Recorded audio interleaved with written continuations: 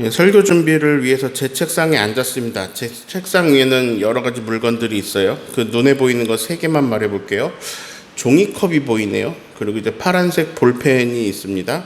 핸드폰이 있습니다. 더 많은 게 있지만 이거 세 개만 놓고 여러분에게 질문을 하려고 합니다. 제 마음을 유추해 보시고 대답해 보세요. 저에게 종이컵과 볼펜과 핸드폰 중에 무엇이 가장 소중할까요? 핸드폰이요? 네, 맞습니다. 자, 핸드폰에는 1500명의 연락처도 있고 사진이나 추억도 들어있고 온갖 행정 업무도 이걸로 다 합니다. 너무 필요한 거죠. 그런데 만약에 파란색 볼펜이 돌아가신 어머니가 남겨주신 하나뿐인 유품이라면 그 순위가 바뀔 수도 있습니다. 근데 아니에요. 그냥 볼펜이에요. 그래서 핸드폰이 이제 훨씬 소중해요. 자, 이거는 어떨까요? 제 핸드폰과 7년간 애지중지 키운 강아지가 동시에 물에 빠진다면 저는 무엇을 먼저 구할까요? 아마도 강아지를 구할 겁니다. 저는 강아지를 키우지 않지만 만약 제가 강아지를 키우고 있다면 강아지를 구할 겁니다. 왜냐하면 핸드폰 따위보다는 강아지가 훨씬 소중하기 때문입니다. 오늘 읽은 마태복음 6장 후반부의 말씀은 교회 오래 다니시면서 많이 읽으셨을 거예요. 먼저 그의 나라와 그의 의를 구하라. 자, 먼저 하나님의 나라와 하나님의 의를 구하라. 자, 이 말씀 안에서도 어떤 강조점에 따라서 설교가 달라질 것 같아요. 하나님의 나라에 대한 말씀을 많이 할 것이냐, 하나님의 의에 대한 말씀에 집중을 할 것이냐. 저는 오늘 먼저에 대한 이야기를 하고 싶습니다. 오늘 말씀에서 예수님이 여러 번 반복해서 하지 말라고 하시는 게 있어요. 그게 무엇인지 25절에 빨간색 칠한 부분에서 찾아보세요. 뭐 하지 말래요? 염려하지 말라. 자, 염려에 비슷한 말 적어볼게요. 걱정, 근심. 걱정 말아라. 근심 말아라. 염려 말아라. 이런 말씀이네요. 자, 비슷한 상태를 이르는 말도 있어요. 불안. 지금 내가 이 상태인 사람도 있을 거예요. 막 불안하고, 걱정되고, 근심이 있고, 염려가 되고. 예수님이 이거 하지 말래요. 그래서 제가 오늘 설교 제목을 이렇게 지었어요. 어떻게 염려를 안 해요? 자, 어떠세요? 목사님이 대신 이렇게 말해주니까 좀 위안이 되시죠? 아니, 어떻게 염려를 안 해요? 염려가 되는데. 어떤 분이 걱정이 좀 많으셔가지고 제가 농담으로 이런 별명을 붙여드린 분이 있어요. 프로 걱정러, 프로 불안러. 제가 살짝 놀리는 듯이 프로 불안러라고 말했지만 사실 저는 불안과 걱정에 대한 생각이 긍정적이에요. 저는 불안이 나쁘지 않다고 생각해요. 걱정이 나쁘지 않다고 생각해요. 그 이유를 들어보세요. 옛날에 마음이 평안한 사슴과 불안한 사슴이 있었어요. 불안한 사슴은 물가에서 물을 마실 때마다 맹수가 나타날까봐 홀짝 한 모금 마시고 주위를 살피고 홀짝 한 모금 마시고 주위를 살피고 막 작은 인기척만 있어도 무조건 도망을 갔어요. 마음이 아주 평안한 사슴이 있었어요. 이 사슴은 그냥 태어날 때부터 막 성격이 느긋해요. 걱정도 없고 불안도 없어요. 물가에서 물을 마실 때면 주위를 살피지도 않고 고개를 들지도 않고 아주 목이 시원해질 때까지 물을 마셔요. 자, 어느 사슴이 더 행복할 것 같으세요? 평안한 사슴이 더 행복하겠죠. 평안한 사슴이 더 행복해요. 그런데 이제 그 다음 날도 그렇게 느긋하게 물을 마시는데 표범이 와서 물어갔어요. 다른 평안한 사슴이 있었어요. 느긋하게 물을 마시다가 사자가 와서 물어갔어요. 그렇게 평안한 사슴들은 다 죽고 불안한 사슴들만 남았어요. 세월이 지나자 세상에는 평안한 사슴의 DNA는 사라지고 불안한 사슴의 DNA만 내려오고 있어요. 그러면 불안이 나쁜 걸까요? 걱정이 나쁜 걸까요? 소심한 게 나쁜 걸까요? 사람이요, 겁을 먹는 게 중요해요. 왜냐하면 겁을 먹어야 조심해요. 만약에 겁 없이 용감하게 막 살아왔다면 여기 있는 사람들 거의 다 죽었을 겁니다. 예를 들면 우선 어렸을 때는 위험한 걸 잘 분간을 못해요. 슈퍼맨을 이렇게 상영하면 다음날 사고 소식이 들리고는 했습니다. 아이들이 목에 막 보자기 같은 거 두르고 팔을 뻗으면서 2층에서 3층에서 막 뛰어내리는 거예요. 영화를 보고 자기도 날 수 있다고 착각을 하는 거죠. 그러나 겁쟁이는 다치지 않습니다. 요즘 제주에서 많이 나는 사고는 다이빙 사고입니다. 다이빙은 물에 떨어지는 거니까 이제 안전해 보이거든요. 그런데 이게 물에 잘못 떨어지면 머리가 깨진다거나 사지마비가 되는 경우가 많이 있습니다. 제주 병원들 응급실에 사지마비돼서 오는 청년들이 너무 많아가지고 그래서 제주에서 다이빙 절대 금지라고 계속 말하고 있는데 사람들이 말을 안 듣습니다. 잠깐 호기를 부리다가 사망하거나 평생 휠체어를 타야 하는 일들이 매년 일어나지만 청년들의 에너지는 그런 걸 다 무시하는 것 같아요. 그런데 막 불안이 높고 걱정이 많은 사람들은 그런 위험한 행동을 잘 안 합니다. 조심하게 되는 거죠. 저는 운전할 때만큼은 걱정이 높은 사람입니다. 저기 정차된 차 사이에서 아이가 뛰어나오면 어떡하지? 방금 저 차 이렇게 도로변에 붙여서 섰는데 운전자가 아무 생각 없이 문 열면 어떡하지? 교차로인데 그냥 나는 가면 되는데 직진인데 직진 우선이지만 누가 튀어나와 버리면 어떡하지? 갑자기 좌회전하면 어떡하지? 저는 그런 걱정이 많아가지고요. 운전을 천천히 합니다. 그래서 제 차를 타면요. 다른 사람들보다 늦게 도착해요. 근데 저는 그냥 평생 늦게 도착하고 사고가 없는 걸 선택하고 싶습니다. 한문철의 블랙박스를 보고 배웠어요. 자전거 탄 애들이 지나가요. 위험했다. 근데 조심해라. 왜냐면 뒤에 또 오는 애가 있다. 달려가는 애가 있다. 위험했다. 근데 조심해라. 뒤에 또 오는 애가 있다. 그런 걸 예상을 하니까 방어가 되고 예비가 됩니다. 사람이라는 게 친구랑 노는 걸 좋아하기 때문에 앞에 애가 쌩 가버리면 뒤에 아이는 신호 같은 거 보지도 않고 막 따라가거든요. 운전 안 하는 사람은요, 운전하는 사람이 하는 생각을 못 합니다. 절대 못 해요. 그렇게 구조가 그래요. 위험합니다. 자, 어떠세요? 좀 생각이 바뀌시나요? 염려하는 거, 걱정하는 거, 이런 거는 조심성을 키워주기도 하고, 결국 사고 같은 걸 줄여줘서, 이제 결국에 결론적으로 삶의 질을 높여줄 수도 있는 거예요. 제가 이렇게 생각이 바뀐 것은 존스 홉킨스 대학의 진아영 교수님의 강의를 몇 개 듣게 되면서입니다. 사람마다 살아온 환경이 다릅니다. 저는 다른 사람들에 비해서 좀 안정적인 성향이 강한 사람입니다. 저는 평안이 높은 사람입니다. 그랬던 이유가 제가 살아온 환경에서는 위험한 게 없었어요. 저희 부모님은 한 번도 제 앞에서 싸우신 적이 없습니다. 한 번 싸우셨는데 여기 앉고 여기 앉아서 서로의 건강을 걱정하셨어요. 그게 이제 남들이 볼 땐 싸움이 아니고 제가 볼 땐 그게 이제 싸움이었어요. 한 번도 싸우신 적이 없으니까. 우리 집은 항상 분위기가 좋고 따뜻했습니다. 그냥 화목 그 자체였어요. 저는 어딜 가나 사랑받고 어딜 가도 환영받았습니다. 그러니 저는 무언가를 두려워하거나 막 무서워할 필요가 없었어요. 그러니까 저는 경계심도 없고 너무 사람을 잘 믿는 성향으로 형성됐습니다. 저 같은 사람은 사기당하기 딱 좋은 사람입니다. 사람을 믿어버리거든요. 저는 눈치가 별로 없습니다. 왜냐하면 눈치를 볼 필요가 없는 환경에서 살았어요.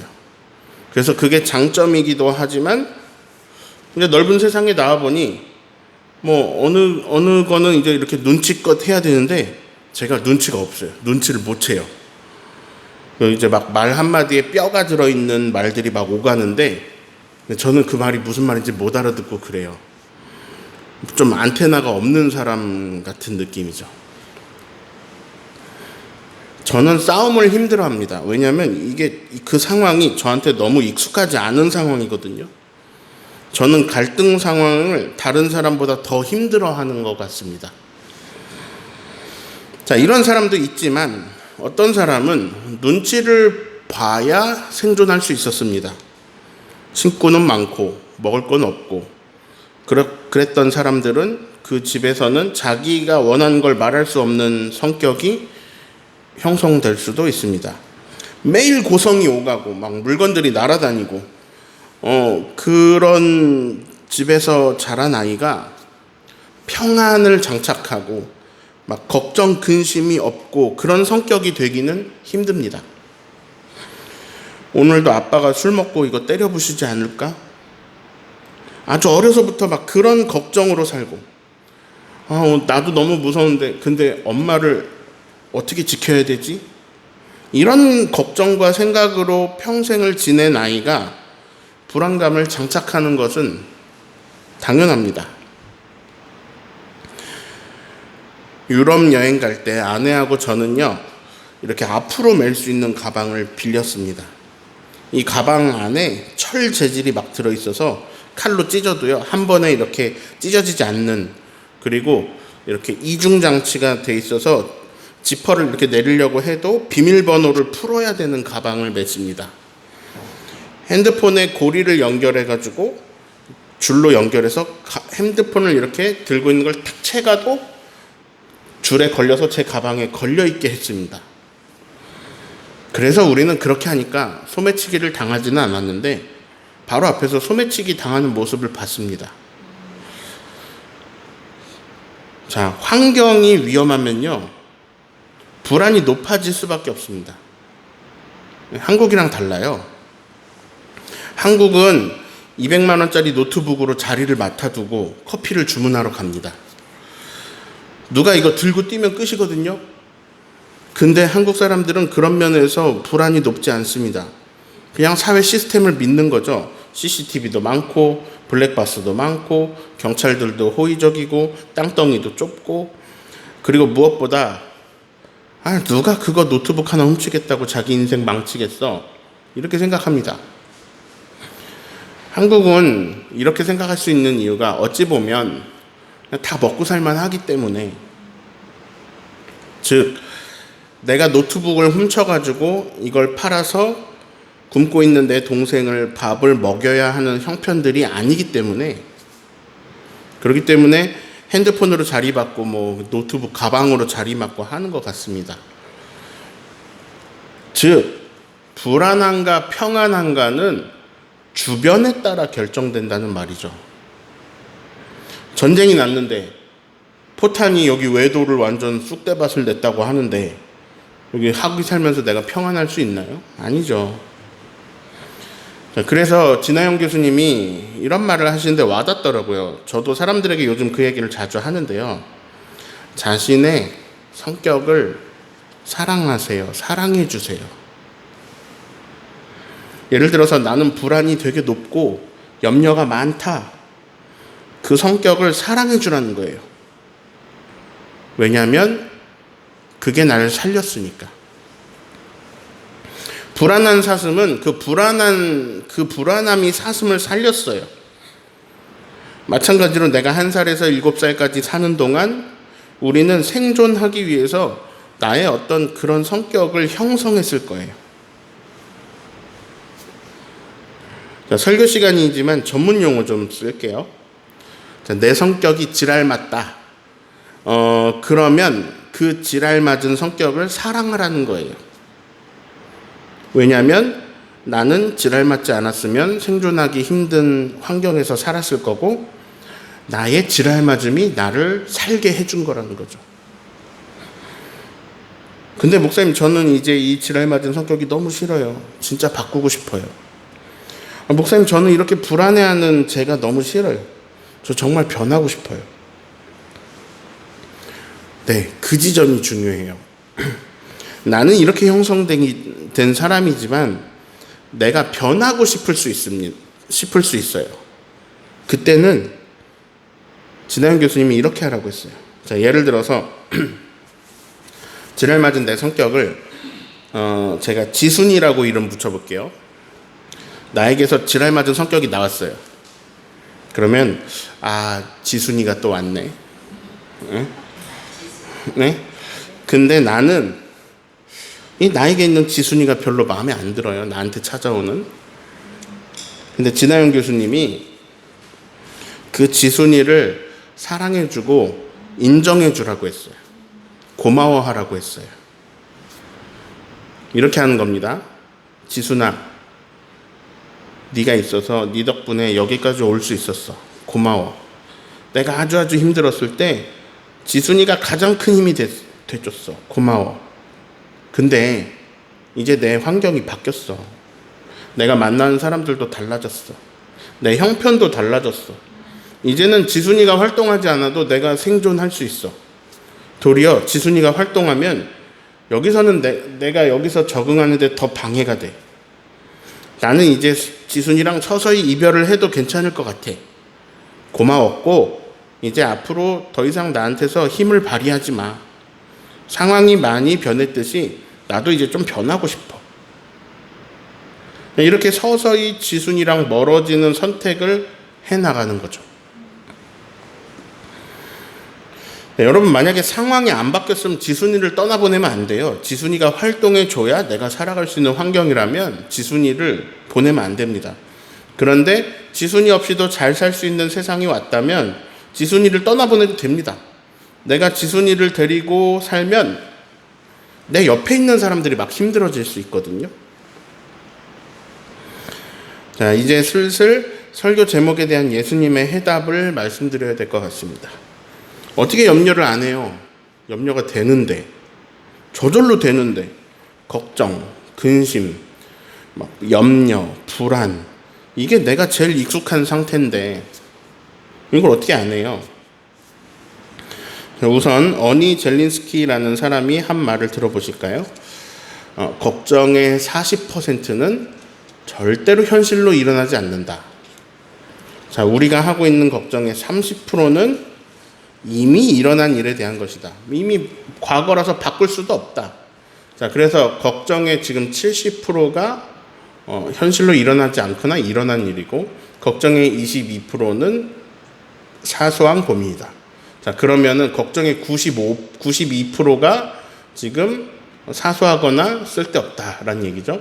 자, 걱정의 4%는 우리 힘으로는 어쩔 도리가 없는 일에 대한 것이다. 어차피 우리 힘으로 어떻게 안 된다는 거죠. 그러니까 96%가 어쩔 수 없는 것들이고, 우리가 바꿀 수 있는 일에 대한 걱정은 4%밖에 없다, 이런 얘기예요. 4% 정도만 쓸모있는 걱정이고 나머지는 쓸데없는 걱정이란 말입니다. 즉, 내가 지금 뭐를 100을 고민하고 있다면, 걱정하고 있다면 이거를 4 정도로 줄여도 된다는 얘기예요. 근데요, 예수님은 더 파격적으로 말씀하셨어요. 자, 마지막 절 결론이죠. 34절 읽습니다. 그러므로 내일 일을 위하여 염려하지 말라. 내일 일은 내일이 염려할 것이요 한날의 괴로움은 그날로 족하니라. 내일 일을 염려하지 말아라. 자, 임종철이라는 사람이 있어요. 자, 이 사람이 내일 일어날 일을 걱정하는데 예수님 말씀하십니다. 종철아, 내일 일을 위해서 걱정하지 말아라. 그럼 어떻게 해요? 내일 일은 내일 걱정해라 가 아닙니다. 내일 일은 내일 걱정해라 아니에요. 잘 읽어보세요. 내일 일은 내일이 염려할 것이요. 자, 임종철이 염려하라는 거예요? 내일이 염려하라는 거예요? 임종철은 염려하지 말라는 거예요. 내일이 염려하게 냅두라는 거예요. 그래서 결론은 임종철은 염려하지 말라는 거예요. 자, 걱정의 4% 정도만 쓸모있는 염려예요. 근데 그것도 하지 말라는 거예요. 그래서 또다시 설교 제목을 다시 가져와 봅니다. 어떻게 염려를 안 해요? 염려할 게 산더미인데. 근데 예수님이 진짜 해주고 싶은 이야기가 있어요. 자, 사실 이건 매일 똑같아요. 자, 우리 화장실에 붙어 있는 거 잠시 기억해 볼까요? 행복해지는 4가지 습관. 첫 번째, 나를 향한 하나님의 사랑의 음성을 들어요. 그 내용이 뭐죠? 내가 너를 사랑한다. 내가 너를 기뻐한다. 자, 하나님이 나한테 하시는 말이라고 생각하고 따라합니다. 내가 너를 사랑한다. 내가 너를 사랑한다. 내가 너를 기뻐한다. 내가 너를 기뻐한다. 네. 자, 오늘의 표현으로 바꿔볼게요. 너는 소중하다. 너는 귀하다. 너는 존귀하다. 이런 말이에요. 제가 책상 정리를 하면요. 종이컵, 파란 볼펜, 핸드폰 중에 뭐 버릴까요? 필요하면 하나도 안 버릴 거예요. 근데 만약에 필요 없으면 이거 먹다만 음료 들어있는 이거 종이컵 버릴 거예요. 자, 핸드폰 버릴까요? 안 버릴까요? 안 버립니다. 제 물건 중에서 너무 귀한 거거든요. 근데 핸드폰이랑 강아지 둘 중에 물에서 강아지를 먼저 구한다고 했죠. 왜죠? 강아지가 더 소중하니까. 자, 그러면 허은지와 강아지가 물에 빠지면 제가 누구를 먼저 건질까요? 강아지 소중하죠. 그러나 비교할 수가 없죠. 제 아내를 그 무엇보다 먼저 구해야죠. 왜냐하면 가장 소중하니까요. 자, 힌트는 다 드렸어요. 이제 말씀을 해석하면 예수님이 염려하지 말라는 이유를 알 수 있어요. 25절을 읽습니다. 그러므로 내가 너희에게 이르노니 목숨을 위하여 무엇을 먹을까 무엇을 마실까 몸을 위하여 무엇을 입을까 염려하지 말라. 목숨이 음식보다 중하지 아니하며 몸이 의복보다 중하지 아니하냐. 자, 여기서 뭐가 더 소중한지 찾으면 돼요. 파란색인데 목숨하고 몸이 나와요. 자, 음식도 나오고 음료도 나오고 옷도 나와요. 뭐가 소중하냐? 목숨이 음식보다 소중하고 몸이 의복보다 소중하다는 말입니다. 26절 읽습니다. 공중에 새를 보라. 심지도 않고 거두지도 않고 창고에 모아들이지도 아니하되 너희 하늘 아버지께서 기르시나니 너희는 이것들보다 귀하지 아니하나. 자, 요약해 볼게요. 공중에 새들을 봐라. 하나님이 먹이고 기르신다. 새들이 하나님에게 귀하거든. 근데 예수님이 나하고 새 중에 하나님한테 누가 더 귀하냐는 거예요. 하나님은 새들보다 나를 더 귀하게 여기신다는 거예요. 그러면 따라오는 게 있어요. 새도 먹이는데 더 귀한 너를 안 먹이실 것 같으니 28, 29절 읽습니다. 또 너희가 어찌 의복을 위하여 염려하느냐. 들의 백합화가 어떻게 자라는가 생각하여 보라. 수고도 아니하고 길쌈도 아니하느니라. 그러나 내가 너희에게 말하노니 솔로몬의 모든 영광으로도 입은 것이 이 꽃 하나만 갖지 못하였느니라. 자, 이번에는 식물입니다. 들의 백합화를 봐라. 그가 입은 것을 봐라. 솔로몬이 입은 것보다도 영광스럽게 입은 수많은 꽃들을 봐라. 자, 30절 읽습니다. 오늘 있다가 내일 아궁이에 던져지는 들풀도 하나님이 이렇게 입히시거든. 하물며 너희일까 보냐. 믿음이 작은 자들아. 하루 있다 아궁이에 던져지는 풀도 입히시는데 그거보다 훨씬 더 귀한 너희를 입히지 않으실 것 같으니. 자, 31, 32절 읽습니다. 그러므로 염려하여 이르기를 무엇을 먹을까 무엇을 마실까 무엇을 입을까 하지 말라. 이는 다 이방인들이 구하는 것이니라. 너희 하늘 아버지께서 이 모든 것이 너희에게 있어야 할 줄을 아시느니라. 너희는 염려하고 있다. 음식을 걱정하고 있다. 의복을 걱정하고 있다. 이런 건 하나님을 모르는 사람들이 하는 거다.